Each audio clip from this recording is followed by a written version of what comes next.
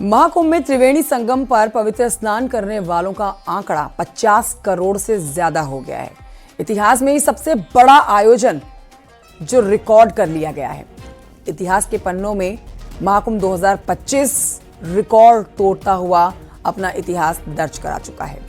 महाकुंभ में 33 दिनों में 50 करोड़ 11 लाख से ज्यादा लोग पवित्र स्नान करके जा चुके हैं। 45 दिनों तक चलने वाले महाकुंभ के अभी 12 दिन और बचे हैं। महाकुंभ मेले में 33वें दिन रात 8 बजे तक की बात की जाए तो 96,98,000 श्रद्धालुओं ने कल देर रात तक स्नान किया है। आज लोकसभा स्पीकर ओम बिरला प्रयागराज महाकुंभ पहुंचकर संगम में पवित्र स्नान करने जा रहे हैं। अनुमान है कि वीकेंड पर भीड़ उमड़ सकती है। अब वीकेंड आज और कल शनिवार और रविवार, ये 2 दिन जब भारी भीड़ यहाँ हो सकती है। तो आपको हम बता देते हैं कि यहाँ अगर आप जाने का प्लान कर रहे हैं, तैयारी कर रहे हैं, तो पहले जानकारी जुटा लें। इसी वजह से आपको बताएं कि महाकुंभ मेला क्षेत्र को 2 दिन के लिए नो व्हीकल जोन घोषित किया गया है। जो लोग अपनी गाड़ियों से यहाँ पहुँचने की इच्छा रख रहे हैं, वीकेंड में खास तौर पर अपनी गाड़ी से यहाँ नहीं पहुँच पाएंगे, क्योंकि नो व्हीकल जोन घोषित कर दिया गया है अगले 2 दिन तक। जिन गाड़ियों के पास पासेस बने हुए हैं, उन सभी को पास की पार्किंग के लिए डाइवर्ट किया जाएगा। तो व्यवस्थाएं बिगड़े ना, लोग आएं, स्नान करें और घर लौटें, व्यवस्थाएं बनी रहें। इसके लिए 2 दिन के लिए नो व्हीकल जोन घोषित किया गया महाकुंभ क्षेत्र। अब जानिए कि महाकुंभ में अफवाह फैलाने वालों पर भी एक्शन हुआ है। अफवाह फैलाने वालों के खिलाफ 11 एफआईआर दर्ज की गई हैं। डीआईजी वैभव कृष्ण जिन्होंने बताया है कि 75 सोशल मीडिया अकाउंट्स पर कार्रवाई हुई है। नेपाल समेत कई देश के वीडियोस को कुंभ का बताया जा रहा है। गलत सूचना दी जा रही है, जिसके आधार पर वीडियोस शेयर किए जा रहे हैं। सोशल मीडिया पर ये वीडियोस वायरल हो रहे हैं। डीआईजी बताते हैं कि कुल 22 लोगों पर बीएनएस आईटी एक्ट के तहत एफआईआर दर्ज की गई है।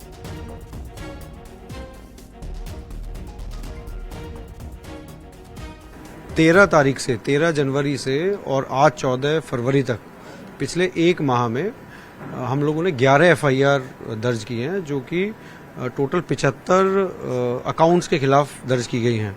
ये accounts basically social media accounts जो है, फेसबुक अकाउंट्स, ट्विटर अकाउंट्स हैं, जिन्होंने संगठित रूप से कुंभ से संबंधित फैक्ट्स जो है, कुछ नैरेटिव तैयार करने की कोशिश करी और गलत तथ्यों के बेसिस पे पोस्ट किए। तो ये अकाउंट्स वो हैं जो कि जिन्होंने इस तरीके के डिस्टॉर्टेड फैक्ट्स जो है वो लोगों में संचारित किए, और इसमें एफआईआर हम लोगों ने की है और इसमें और भी लीगल एक्शन करेंगे। महाकुंभ की व्यवस्था में खर्च हुए धन पर सवाल उठाने वालों को सीएम योगी ने करारा जवाब दिया। सीएम योगी ने कहा कि कुंभ से प्रदेश की अर्थव्यवस्था में 3 लाख करोड़ की बढ़ोतरी होने जा रही है। ये उन लोगों के लिए जवाब था जो सवाल उठाते थे कि कुंभ पर जरूरत से ज्यादा पैसा खर्च कर दिया गया है। तो अब आप देखिए, जितना खर्च किया गया उससे कई गुना लौटा है। इस पर खुद मुख्यमंत्री योगी आदित्यनाथ ने जानकारी दी है कि उत्तर प्रदेश की अकेली अर्थव्यवस्था को महाकुंभ प्रयागराज के माध्यम से 3 लाख करोड़ रुपए की नई बढ़ोतरी होने जा रही है। जो लोग उंगली उठाते हैं कि 6,000 5,000 करोड़ रुपए खर्च कर दिए कुंभ में, ये 6,000 और 5 करोड़ कुंभ में ही नहीं किए हैं, प्रयागराज सिटी के रिनोवेशन में भी खर्च किए हैं। कुंभ के आयोजन में कुल 1,500 करोड़ रुपए खर्च हुए हैं, और बदले में अगर उत्तर प्रदेश को 3 लाख करोड़ रुपए का लाभ होता हो और यहां की अर्थव्यवस्था सुदृढ़ होती हो, तो मुझे लगता है कि यह उत्तर प्रदेश के नौजवानों के लिए, उत्तर प्रदेश की जनता जनार्दन के लिए और नए भारत के नए उत्तर प्रदेश के लिए, जिसे हम आदरणीय प्रधानमंत्री जी की प्रेरणा से भारत के ग्रोथ इंजन के रूप में स्थापित कर रहे हैं, उस दृष्टि से अत्यंत उपयुक्त है और समीचीन है। आगे बढ़ते आपको बताते हैं कि यूपी पुलिस के पॉडकास्ट बियॉन्ड द बेज में अभिनेत्री नीना गुप्ता और अभिनेता संजय मिश्रा शामिल हुए।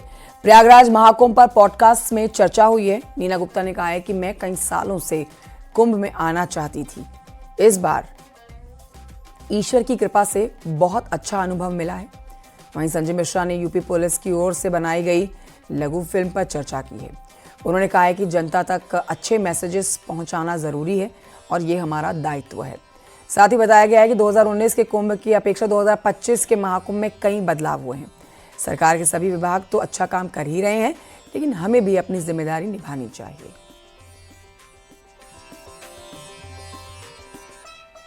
मैं आई हूँ पहली बार कुंभ में। मैंने जो देखा है, इतना लोगों का सैलाब मैंने कहीं नहीं देखा लाइफ में। इतने लोग, बूढ़ी बूढ़ी औरतें, छोटे छोटे बच्चे अपनी मम्मी की साड़ी का किनारा पकड़ के चल रहे हैं कि वो खो ना जाए। इतने लोग कैसे डुबकी लगाते हैं आते। कल रात को हम 2 बजे आए, भरा हुआ था, लोग चले जा रहे थे। ऐसा मैंने कहीं नहीं देखा और ऐसा इंतजाम मैंने कहीं नहीं देखा। कहीं कुछ ऐसी फीलिंग नहीं हुई। मैं बहुत सरप्राइज थी। नहीं तो इतने भीड़ में आपको लगता है कि अरे कोई फायदा भी उठाते हैं लोग। आई थिंक यहाँ पे जिस तरह से आते हैं और जिस तरह का अरेंजमेंट है, रात को मैं बोल रही 2 बजे सड़क पे सब जा रही हैं, लेडीज जा रहे हैं, बच्चे जा रहे हैं। हवा गलत फैला दे। 25 के बीच में कई पेड़ ऐसे हैं जो रंग बदले होंगे, कई शहर थोड़े से चेंज हुए होंगे। तो 19 और 25 में उसके बाद जब भी आएगा थोड़ा और अलग होगा। अलगाव तो है, मतलब होना चाहिए, बदलाव काफी है। कितनी जनता है। और मैं एक बात हमेशा कहूंगा कि बॉस, अगर इसको अखंड भारत, एक भारत ऐसा देखते हो तो फिर एक परिवार है। और यहाँ पर हर कोई होस्ट है और दूसरे क्या होते हैं जो आते हैं, मेहमान मेजबान आप ही हैं। दोनों चीज आप यहाँ आइए कुंभ में। और बहुत सपोर्ट सरकार ही नहीं कर सकती इससे। गंदगी कर रहे हैं हम तो हम उसको हटा दें, जो दूसरा कर रहा है उसको बता दें, उसको भी लगे। क्योंकि आप करके चले जाएंगे, फिर दूसरा लौट आएगा तो उसको कितनी गंदगी मिलेगी, और लास्ट में जो लौट आएगा तो वो तो गंदगी के संगम पे आएगा। तो ये हमारा काम है, ये सरकार का काम नहीं है। महाकुंभ में स्नान करके अयोध्या पहुंच रहे श्रद्धालुओं की भीड़ लगातार बढ़ती जा रही है और ऐसे में स्थानीय लोग और बीजेपी के नेता जगह जगह पर भंडारा लगाकर श्रद्धालुओं की सेवा कर रहे हैं। रामायण सेवा ट्रस्ट भी अयोध्या हाईवे पर भंडारा लगाकर आने वाले श्रद्धालुओं को निःशुल्क भोजन व्यवस्था करवाता हुआ नजर आया।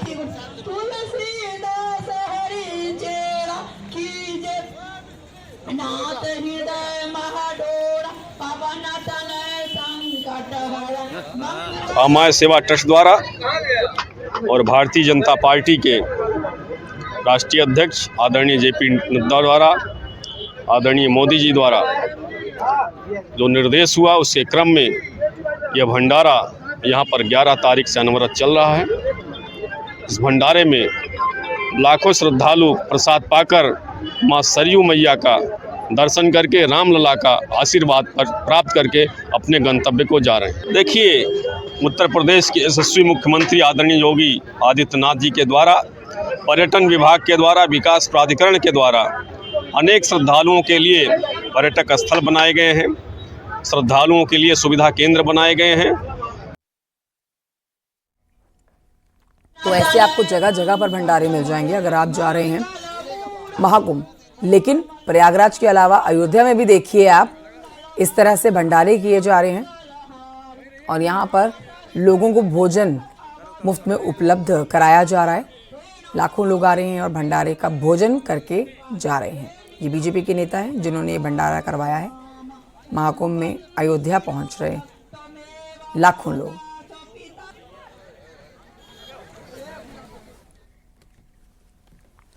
बढ़ते हैं आगे, कुछ और खबरें आप तक पहुंचाते हैं। इनकम टैक्स बिल की बात करेंगे। इनकम टैक्स बिल 2025 के लिए सेलेक्ट कमेटी गठित। बैजयंत पांडा सेलेक्ट कमेटी के अध्यक्ष बनाए गए। Select committee income tax bill की समीक्षा करेगी।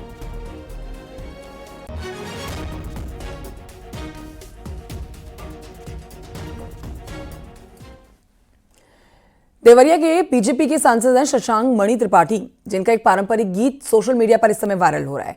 जानकारी के मुताबिक बीजेपी सांसद एक विवाह कार्यक्रम में पहुंचे थे, जहां पर उन्होंने एक पारंपरिक गीत गा दिया। सांसद के प्रशासनिक प्रतिनिधि मनीष मणि त्रिपाठी का रिसेप्शन था ये, जिसमें वो देर तक पहुंचे थे और यहाँ पर देरी की क्षतिपूर्ति के लिए उन्होंने मंच पर पारंपरिक विवाह गीत गा दिया और इस गीत के जरिए नवविवाहित जोड़े को आशीर्वाद दिया।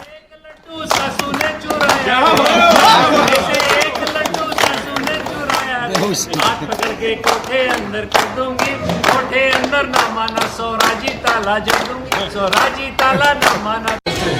गुड़ सोट का लड्डू, गुड़ सोट का लड्डू मेरे मायके से आया है, उसमें से एक लड्डू सासू ने चुराया, उसमें से एक लड्डू सासू ने चुराया, हाथ पकड़ के कोठे।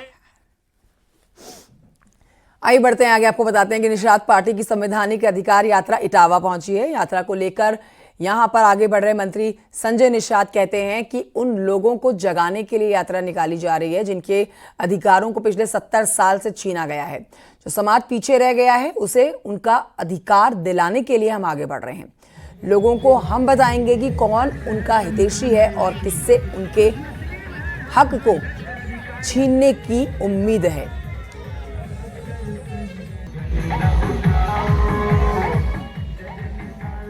तो सरकार माई बाप होती है, जिसको लेना है, जिसे प्राप्त करना है, जिसको दर्द होगा, जो परेशान है, गरीब है, भूखों मर रहा है, घर द्वार नहीं है, देश को आज़ाद कराया, उजड़ा है और उसको पौआ पिला के 70 साल से बेहोश किया गया है। उसके बाद शिक्षा, स्वास्थ्य, रोजगार नहीं है, छीन लिया गया है।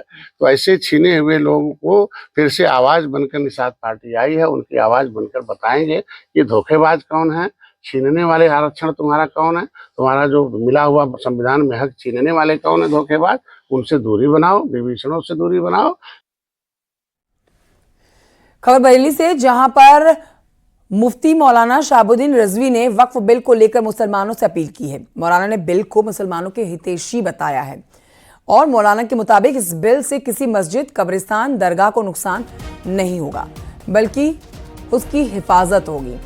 नुकसान सिर्फ वक्फ की जमीन पर अवैध कब्जा किए हुए लोगों को होगा। मैं आम मुसलमानों को आश्वस्त करना चाहता हूं, यकीन दिलाना चाहता हूं कि इससे आम मुसलमानों को कोई खतरा नहीं है। और जिस तरह से सियासी जमातों के लोग, लीडरान मुसलमानों को भयभीत कर रहे हैं, डरा रहे हैं कि मस्जिदें, मदरसे, दरगाहें छीन ली जाएंगी, तो ये बिल्कुल अफवाह की तरह है। इसमें कोई सच्चाई नहीं है, कोई हकीकत नहीं है। न मस्जिद छीनेगी, मस्जिद को कोई खतरा नहीं, मदरसे को कोई खतरा नहीं, ईदगाह और कब्रिस्तान को कोई खतरा नहीं है। खतरा उन लोगों को है जिन लोगों ने आलीशान बिल्डिंगें बना रखी हैं, शॉपिंग कम्प्लेक्स बना रखे हैं और उससे होने वाली आमदनी उनके जाती खजाने में जा रही है। बरेली जिले में अब से करीब 8 महीने पहले सामने आए बरेली सितारगंज पीलीभीत के नेशनल हाईवे के घोटाले की जांच अब तेज हो गई है। इस घोटाले की जांच प्रदेश सरकार के आदेश पर कमिश्नर बरेली मंडल सौम्या अग्रवाल को दी गई है, जिसमें अब जांच के बाद जो खुलासे हुए हैं वो बेहद ही हैरान कर देने वाले हैं। हाईवे और रिंग रोड के लिए भूमि अधिग्रहण की जरूरत थी, जिसमें हाईवे निर्माण की सबसे मजबूत कड़ी NHAI, PWD और राजस्व विभाग के अधिकारियों ने मिलकर भूमि अधिग्रहण का करीब 200 करोड़ रुपए का बंदर बांट कर डाला। घोटाला जब सुर्खियों में बना तो आनन फानन में बड़े बड़े अधिकारियों ने छोटे छोटे कर्मचारियों को निपटाना शुरू कर दिया। मामले की अब जांच हो रही है और सारी कड़ियां खुल रही हैं। उसमें शिकायत होने पर उसमें जब जांच करी गई तो उसमें ये संज्ञान में आया कि इसमें कुछ बाहरी लोगों के द्वारा जो है ज़मीन खरीद ली गई थी और फिर सरकार से उसका मुआवजा प्राप्त किया गया, जो कि अनुचित था। और इसमें कार्रवाई के लिए विभिन्न विभागों के लोगों के विरुद्ध रिकमेंड किया गया था और इसमें सभी स्तर के अधिकारियों पे कार्रवाई हो गई है। NH में अधिकारियों के विरुद्ध भी कार्रवाई संज्ञान में है। जो PWD के अधिशासी अभियंता AE और JE थे, उन पर भी कार्रवाई हो चुकी है।